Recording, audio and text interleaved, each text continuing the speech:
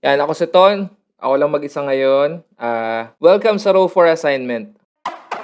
Boy sa tabak, pusang gala. Kung hindi nyo kilala ang tito namin, si Jax or also known as Tiago, nag-release siya recently ng album niya na Ang Tunay na Buhay or Tunay na Buhay. At isa sa mga kanta na kasama sa album na to is yung kantang Bla Bla Bla.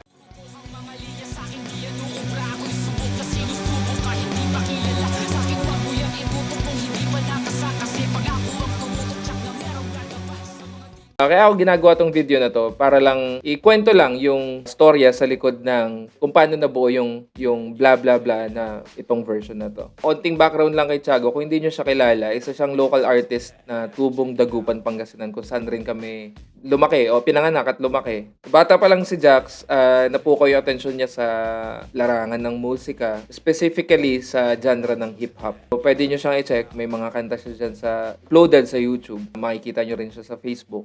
So isang gabi habang nagja-jam kami, pinatry niya sa akin, sabi niya, pinatry niyang i-translate ko yung kanta niya na bla bla bla, which is eto. Sa mga di makaramdam, wag nyo na lang pansinin. Tapos sabi niya, baka pwede kong translate or gawing acoustic. Mahilig kami mag-jam eh. From time to time nagja-jam kami. Pagkatapos ng trabaho, tuwing walang ginagawa, ganun. Ayun nga, parang napagtripan naming i-acoustic yung mga kanta niya. At isa sa mga nagawa namin gawing acoustic is yung bla bla bla nga. So, ang ginawa ko lang, parang tinatry ko lang gayahin yung tunog nung bla bla bla na version niya. Yung kinalabasan, okay naman. Kaso, okay lang. So, okay lang. Lumipas yung ilang araw. Since mahilig akong magkapakapa ng tunog sa gitara, nakapa ko tong riff na to.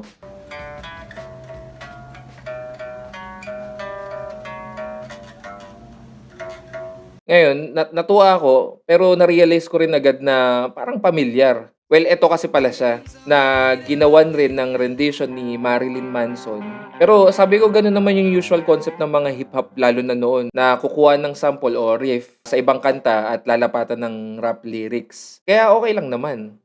Siguro. At nung muli kaming nag-jam, sabi ko kay Jax, subukan mo ang sabayan to. Sinabayan niya yun. Ang trinay niyang isabay is yung bla bla bla nga na kanta niya. At dito na nagsimula yon. Natripan namin pareho yung dating nung bagong yung parang acoustic version nga. Tapos sa isipan namin parang hindi pang karaniwan to kasi parang acoustic hip-hop. Ganun yung dating. Sa isip lang namin syempre. Tapos naisip ko rin parang bagay na bagay yung riff ng Sweet Dreams sa bla bla bla dahil rin sa lyrics. Kasi meron sa lyrics, meron yung imaheng mapagpanggap. Huwag kang kukurap para makita ang galawan ng mga nakapalibot, kaibigan o kalaban. Parang ano siya parang doble kara in datingan. Tapos habang doon naman sa Sweet Dreams, sinasabi na some of them want to abuse you. Some of them want to be abused. Parang yung may pagkakapareho. So, nagtugma siya. Ayun nga, at natirpan nga namin siya. Nung mga panahon pala na to, nung Burmans last year, merong upcoming event si Jax or si Tiago kung saan siya ay magpa-perform sa Hey X Youth. Ang Hey X Youth ay isang concept bar and resto sa Dagupan, Pangasinan na pagmamay-ari ni Sir Icon. Natuwa kami dito sa Hey X Youth. Ang ganda niya kasi malambot ang puso nila sa pagtanggap ng mga local artists. Papa-music, art, o kung ano pa man. Nagpapa-open mic sila, mga art sessions. Tapos during events, nag-aalaw rin sila maglagay ng yung mga merch owners, yung mga merchandise owners na maglagay ng pop-up stores. At kung ano-ano pa man, yung mga party-party pa from time to time. Basta iba-ibang events ang nangyayari dyan, gaganap dyan sa Hey X Youth. So, i-check nyo na lang sila. So, since may upcoming event si Jax or si Tiago, Jax na lang, pinitch niya na i-perform daw namin yung acoustic version nga nung bla bla bla. Since pangarap ko na magkaroon ng similar sa ganito, yung sa Incubus na acoustic version or acoustic lounge or acoustic parang acoustic live, gana. Basta yun, bilang mahilig rin ako sa music, syempre G. At syempre, para tumamis ang acoustic version namin, sinama ko ang number 1 kahunista ng Makati na si Makmak.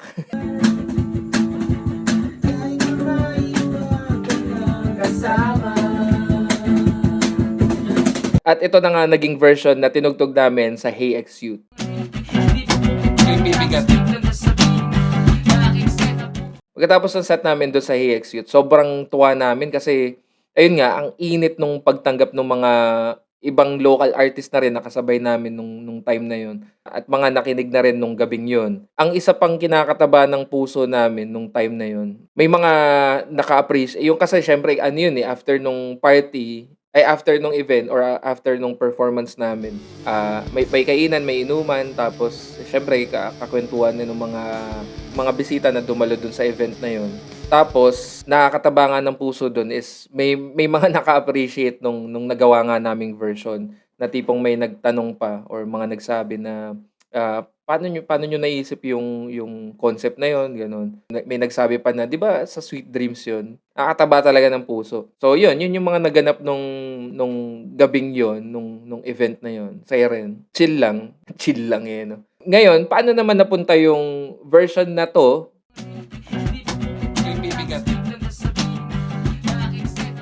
sa version na 'to?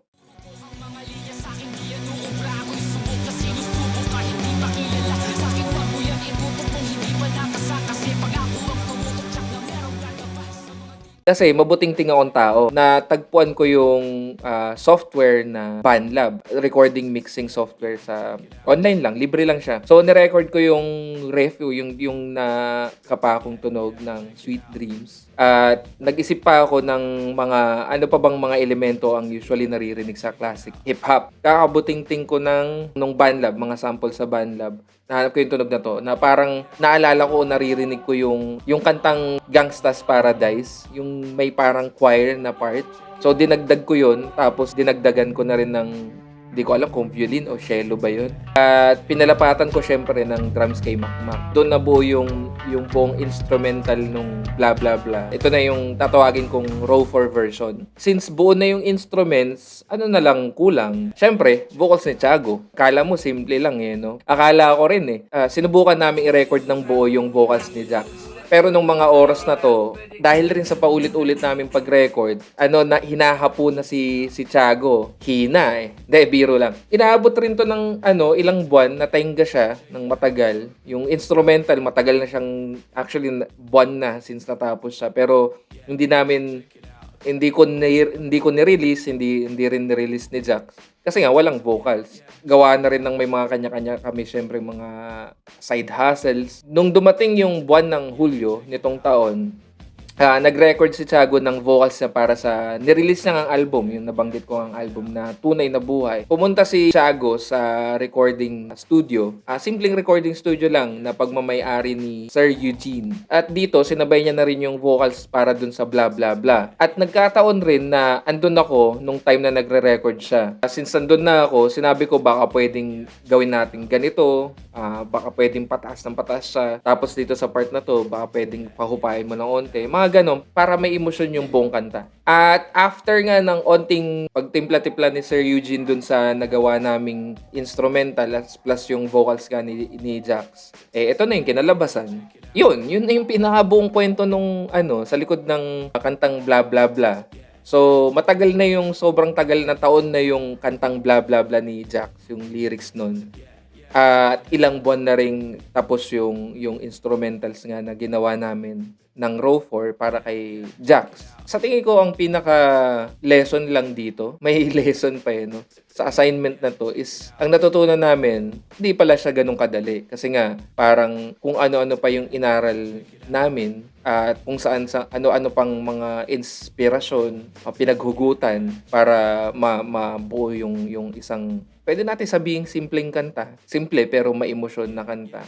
Para sa akin, ganun yung nararamdaman ko tuwing pinapakinggan ko siya. Ilang beses ko, actually, hindi ko i-deny na ilang beses ko na siyang paulit-ulit na pinapakinggan. Tuwing naghuhugas ng plato, tuwing nagwawalis, nagtatrabaho. Paulit-ulit ko lang siyang pinapakinggan. Yun yung kwento sa likod ng blah blah blah na Raw 4 version. Kasama si Jax, si Mac, at ako. Sana nagustuhan mo yung assignment na to. At kung trip mo yung ganito, sabi mo, trip mo to.